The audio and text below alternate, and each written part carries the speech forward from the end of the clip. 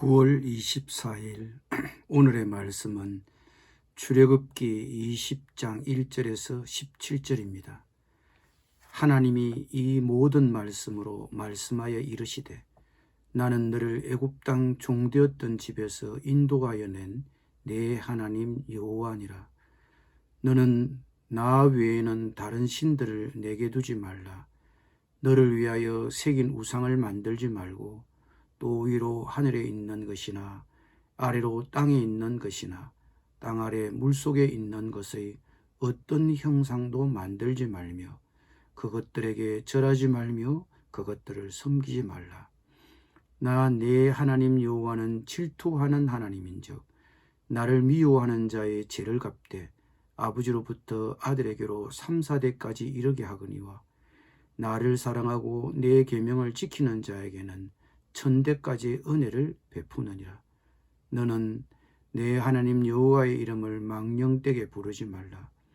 여호와는 그의 이름을 망령되게 부르는 자를 죄 없다 하지 아니하리라. 안식일을 기억하여 거룩하게 지키라. 엿새 동안은 힘써 내 모든 일을 행할 것이나 일곱째 날은 내 하나님 여호와의 안식일인즉 너나 내 아들이나 내 딸이나 내 남종이나 내 여종이나 내 가축이나 내 문 안에 머무는 객이라도 아무 일도 하지 말라. 이는 엿새 동안에 나 여호와가 하늘과 땅과 바다와 그 가운데 모든 것을 만들고 일곱째 날에 쉬었음이라. 그러므로 나 여호와가 안식일을 복되게 하여 그날을 거룩하게 하였느니라. 내 부모를 공경하라. 그리하면 내 하나님 여호와가 내게 준 땅에서 내 생명이 길리라. 살인하지 말라. 간음하지 말라. 도둑질하지 말라. 내 이웃에 대하여 거짓 증거하지 말라. 내 이웃의 집을 탐내지 말라.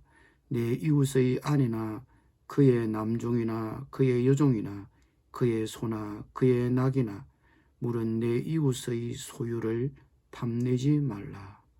아멘.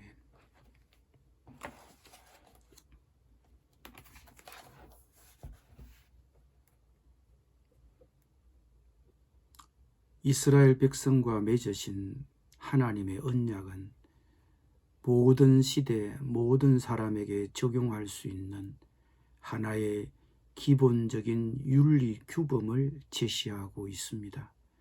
첫 네 계명은 하나님과 사람 사이의 관계를 규정하며 다음 6 계명은 사람과 사람 사이의 관계를 규정합니다. 그러므로 예수님께서는 이 10계명을 하나님 사랑과 이웃 사랑으로 압축하여 요약하셨습니다. 이 계명들은 우리의 인생 전체에 대한 하나님의 관심을 보여줍니다. 하나님은 가족관계와 인간생활, 성생활, 재산, 말과 생각을 다스릴 표준들을 제정하셨습니다. 그러므로 하나님 그분만이 홀로 우리에게 우리가 어떻게 처신해야 할 것인가를 알려주실 수 있습니다. 너는 나 외에는 다른 신들을 내게 두지 말라. 너를 위하여 새긴 우상을 만들지 말고 또 위로 하늘에 있는 것이나 아래로 땅에 있는 것이나 땅 아래 물속에 있는 것의 어떤 형상도 만들지 말며 그것들에게 절하지 말며 그것들을 섬기지 말라. 이스라엘 백성들은 많은 우상과 많은 신들을 섬겼던 애굽으로부터 막 나왔습니다. 애굽의 각각의 신들은 농사와 다산과 가축들, 인간의 삶의 다양한 측면을 대표했기 때문에 애굽 사람들이 많은 신을 숭배하는 것은 보통이었습니다. 하나님께서 이스라엘 백성들에게 그를 경배하고 믿으라고 말씀하셨을 때 이스라엘 백성들에게는 그것이 그렇게 어려운 일은 아니었습니다.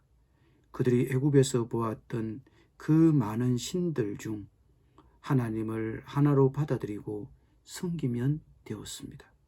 그러나 하나님이 나 외에는 다른 신들을 내게 두지 말라고 하셨을 때 그것을 받아들이기는 어려웠을 것입니다. 그러나 이스라엘 백성들이 그들을 애굽에서 이끌어내신 하나님만이 참 신이시며 유일하신 신이심을 알고 섬기지 못한다면 그들이 나머지 9계명을 성실히 지킨다고 해도 하나님의 백성이 될 수 없었습니다. 그래서 하나님은 이것을 첫째 계명으로 삼으시고 다른 계명보다 더 강조하셨습니다. 이것이 우리들에게도 예외가 될 수 없습니다. 오늘날 우리는 그 옛날 애굽 사람들처럼 많은 것들이 우리 신이 되도록 허용할 수 있습니다. 돈, 명예, 일, 쾌락도 개인의 정체성을 위해 지나치게 집중할 때 돈, 명예, 일, 쾌락도 우리의 신이 될 수 있습니다. 물론 어떤 것도 그것을 숭배할 의도를 갖고 출발하지는 않을 것입니다. 그러나 우리가 돈, 명예, 일, 쾌락에 바친 시간만큼 그것은 궁극적으로 우리의 생각과 에너지를 통제할 수 있는 소위 신이 될 수 있습니다. 하나님은 우리의 삶의 우선순위, 우리의 삶의 중심에 하나님을 두십시오. 그럴 때 돈이나 명예, 일, 쾌락 같은 것이 신으로 변하는 것을 막아줄 수 있습니다.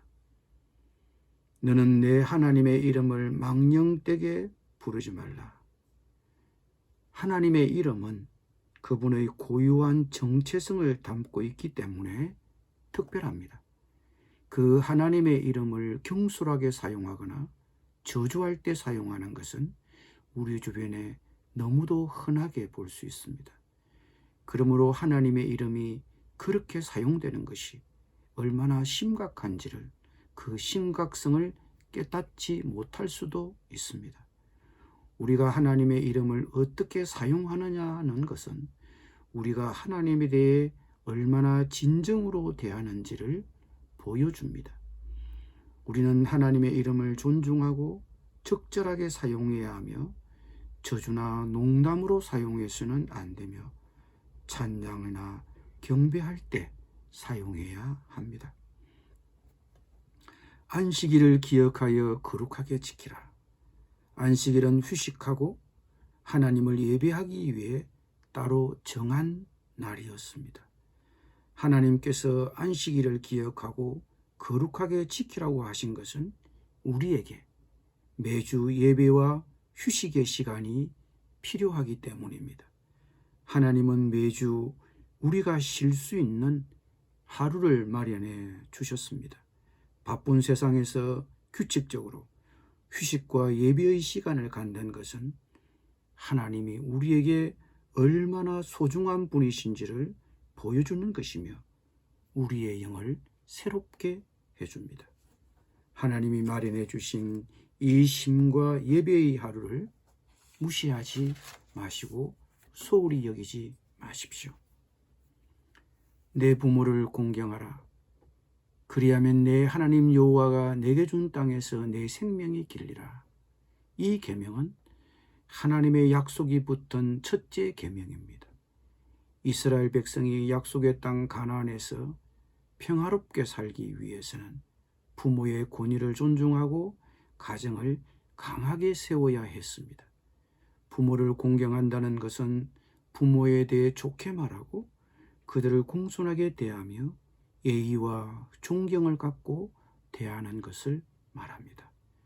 부모를 공경하는 것은 부모의 가르침과 하나님을 최우선으로 하는 그들의 모범을 따르는 것을 의미합니다. 부모님은 특별한 위치에 있습니다.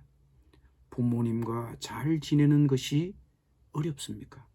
그래도 부모님을 공경하라고 하나님은 명령합니다. 내 이웃에 대하여 거짓 증거하지 말라. 여기서 거짓 증언을 하는 것은 법정에서 거짓말을 하는 것을 말합니다. 하나님은 이스라엘의 공의가 부패하면 그들이 살아남을 수 없다는 것을 아셨습니다. 우리는 공개적인 자리이든 공적인 자리이든 사적인 자리이든 정직해야 합니다.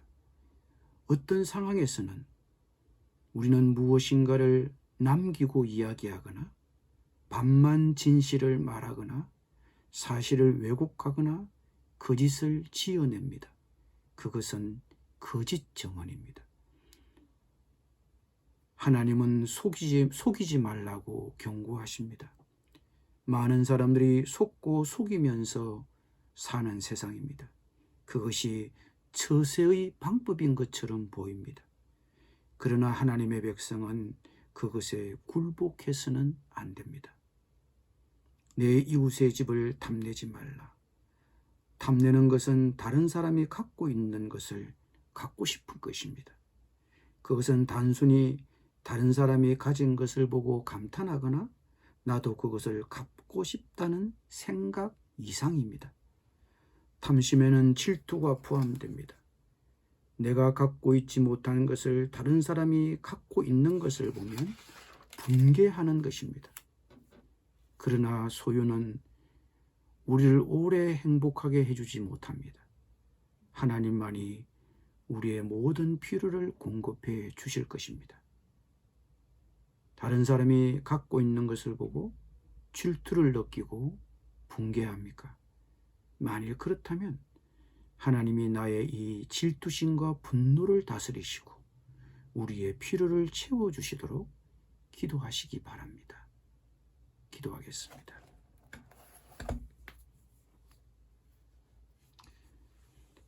우리의 인생 전체에 대해 관심을 갖고 계신 하나님, 주님이 제시해 주신 이 표준을 따라 하나님 사랑, 이웃 사랑을 실천하게 하여 주시옵소서. 무엇보다 우리 생활에서 하나님 외에 다른 신을 두지 말게 하여 주옵소서. 우리 삶과 우리 삶 전체에서 하나님을 기억하고 하나님의 계명을 지키도록 힘쓰겠습니다. 예수님의 이름으로 기도드립니다. 아멘.